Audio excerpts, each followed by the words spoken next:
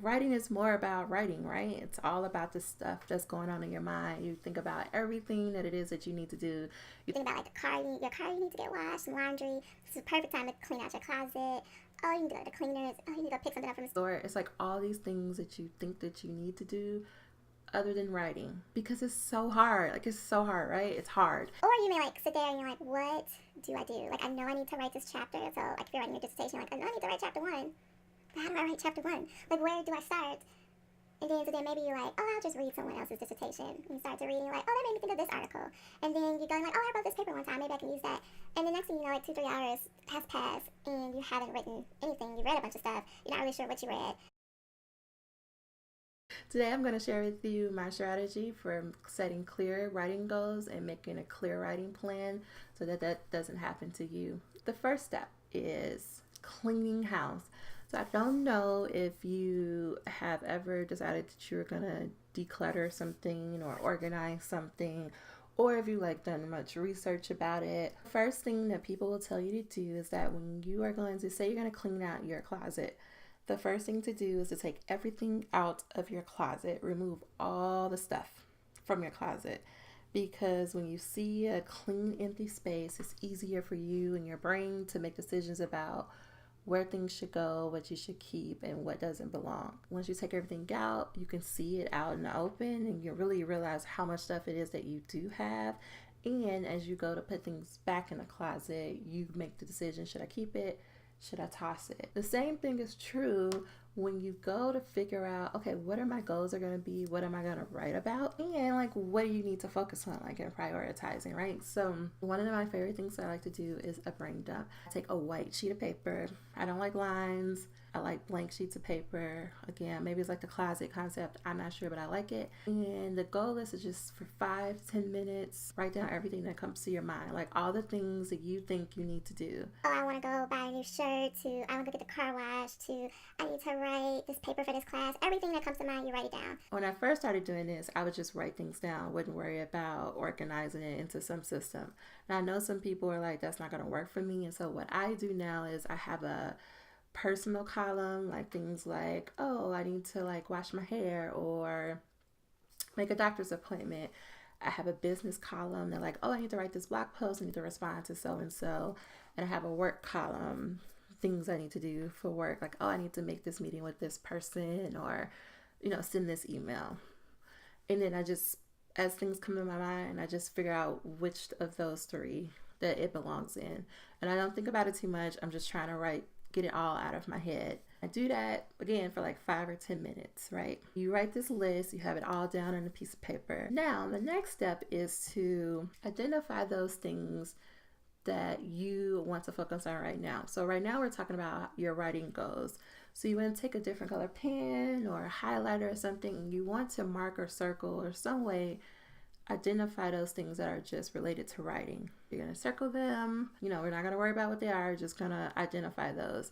And you're going to take that and move it to another list. I usually just use a different sheet of paper, the back of the paper I'm working on, but I move it somewhere else. And it is important for you to move it somewhere else because your brain needs to just focus on writing. We're only dealing with writing. You may think I'm great at multitasking. My brain, I don't need to do it that way. Your brain can only make so many decisions in a day.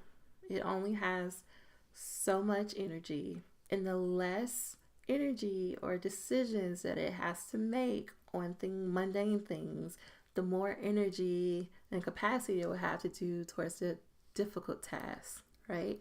So if you do not move these writing items to another sheet of paper, your brain is still looking at all the other things that you need to do, and it's processing like, oh, we need to do this. Oh, don't forget about this. And it sort of defeats the purpose of you doing a brain dump to begin with, to sort of clear that up. Does that make sense? Move those items to another sheet or another area, right? Okay, so you have your new list. What I like to do, because I procrastinate all the time, is I give every item a due date. Now, some of them already have due dates because I need to give them to other people, but some of them are just things that I want to do that I would be the only person who would know if they didn't get done, and I make a due date for them because I need the accountability. Maybe you don't, but I will say it's helpful to give it a due date. And just look at this list. What do you like? What do you think? Which one of these are going to be really difficult? Which one of these are big tasks? Which one are you just dreading doing? Just be mindful as you review this list and you write down due dates. And then I want you to take this list and reorder it from the easiest or smallest task possible down to the hardest / largest task.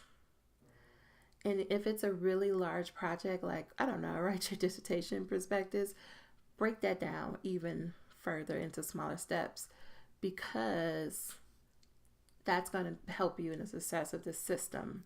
So if you're like, oh, I need to write, I don't know, chapter 2, then you're going to think about, okay, well, I'm going to write about this first topic, then I'll write about this second topic, then this third topic. You want to break it down into smaller chunks, give those smaller chunks due dates, okay? And you're going to order it again from easiest / smallest to difficult / largest. So you're going to put it in that order, okay? And then when you go to sit down to write, you literally start at the top of the list. You start there and you only do that thing. We're not going to start here and then go to the next one and then go to the next one.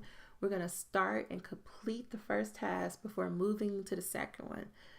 And you want to make that first one so easy as possible, because that's going to help communicate to your brain that, oh, we're doing something. See, we completed a task, we're being productive. Oh, let's just do this next one, because that's only going to take a few minutes. And it's a snowball effect. And pretty soon you'll start knocking things off your list, and it builds momentum. Momentum builds motivation, and motivation builds productivity. And it's going to help you get through that list quicker than if you just try to just do it all haphazardly. Okay? Now, you're probably going to say, well, that's silly. No, but it works. Try it out.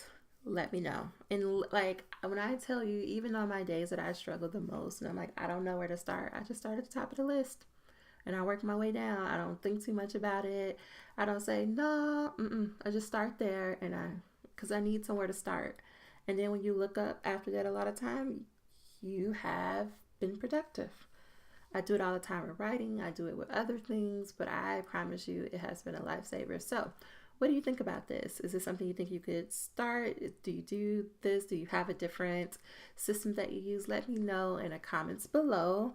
And if you want more helpful tips like this and other strategies, please sign up for my email list, where I email my list weekly with different blog posts or new content or just helpful things to get you through the dissertation process. So that's all I have for this video. I will see you next video. Bye for now.